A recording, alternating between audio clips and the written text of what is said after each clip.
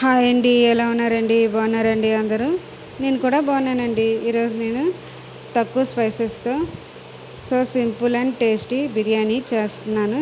ఈ బిర్యానీ టేస్ట్ చాలా బాగుంటుందండి.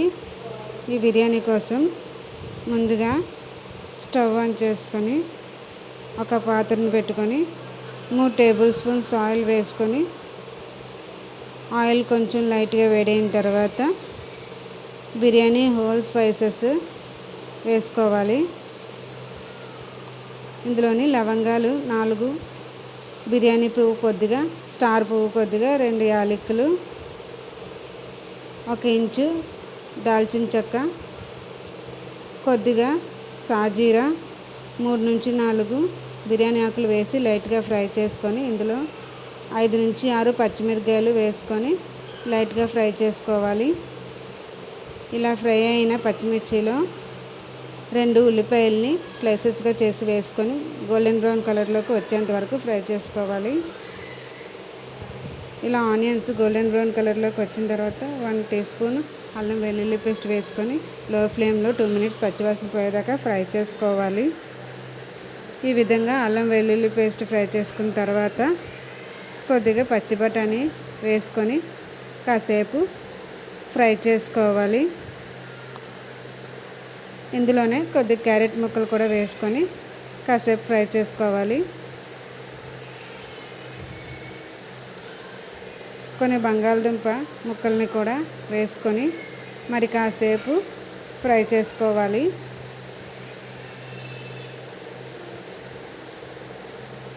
ఈ విధంగా ఫ్రై అవుతున్న వెజిటేబుల్స్లో కొద్దిగా కొత్తిమీరని వేసుకొని ఒక 2 టేబుల్ స్పూన్లు జీడిపప్పు కూడా వేసుకొని బాగా ఫ్రై చేసుకోవాలి.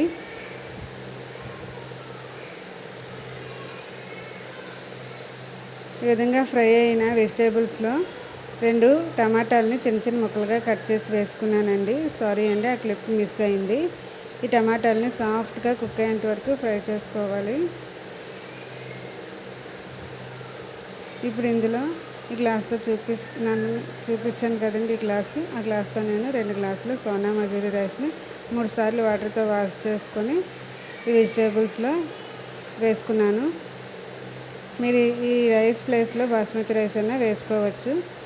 ఈ వెజిటేబుల్స్ అన్నీ రైస్లో కలిసేంత వరకు రైస్ని బాగా కలుపుకొని 2 నిమిషాలు మీడియం ఫ్లేమ్లో రైస్ని ఫ్రై చేసుకోవాలి.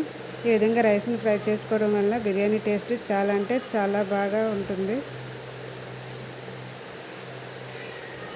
ఈ విధంగా ఫ్రై చేసుకొని ఇందులోని ఒక గ్లాస్కి 2 గ్లాసులు వాటర్ చొప్పున 4 గ్లాసులు వాటర్ పోసుకుంటున్నాను. ఈ విధంగా వాటర్ పోసుకున్న తర్వాత ఒకసారి కలుపుకొని ఇందులోకి టేస్ట్కి తగినంత ఉప్పు కూడా వేసుకోవాలి. ఉప్పు వేసుకొని రైస్ మొత్తం పట్టేటట్లు ఒకసారి బాగా కలుపుకొని మూత పెట్టుకొని హై ఫ్లేమ్లో 5 నిమిషాలు ఈ రైస్ని బాయిల్ చేసుకోవాలి. ఈ విధంగా రైస్ బాయిల్ అవుతున్నప్పుడు లో ఫ్లేమ్లో పెట్టుకొని 10 మినిట్స్ రైస్ని బాయిల్ చేసుకోవాలి. 10 మినిట్స్ అయింది. రైస్ ఎలా కుక్ అయిందో చెక్ చేద్దాం. రైస్ పర్ఫెక్ట్గా కుక్ అయిందండి. ఒకసారి కలుపుకుందాం, అడుగంటిందేమో చూసుకుందాం. అడుగైతే అంటలేదండి, రైస్ చక్కగా కుక్ అయిపోయింది. మూత పెట్టుకొని ఒక పావు గంట ఇలాగే వదిలేయాలి, మూత తీయకూడదు. పావు గంట తర్వాత మూత తీసి చూసానండి, పర్ఫెక్ట్గా బిర్యానీ రెడీ అయిపోయింది. సర్వింగ్ ప్లేట్లోకి తీసుకున్నాను. మీల్ మేకర్ పొటాటో కర్రీతో సర్వ్ చేసుకున్నాను. ఈ కర్రీ ఎలా చేయాలో ఇంకో వీడియోలో చూపిస్తానండి. మీకు నచ్చిందా అండి? అయితే మీరు కూడా ఒకసారి ట్రై చేయండి. నేను చూపించిన విధంగా మీకు కూడా తప్పకుండా నచ్చుతుంది. వీడియో కనుక నచ్చితే ప్లీజ్ లైక్ చేయండి, షేర్ చేయండి, కామెంట్ చేయండి, సబ్స్క్రైబ్ చేసుకోవడం మాత్రం మర్చిపోకండి. Thank you for watching this video. Bye bye.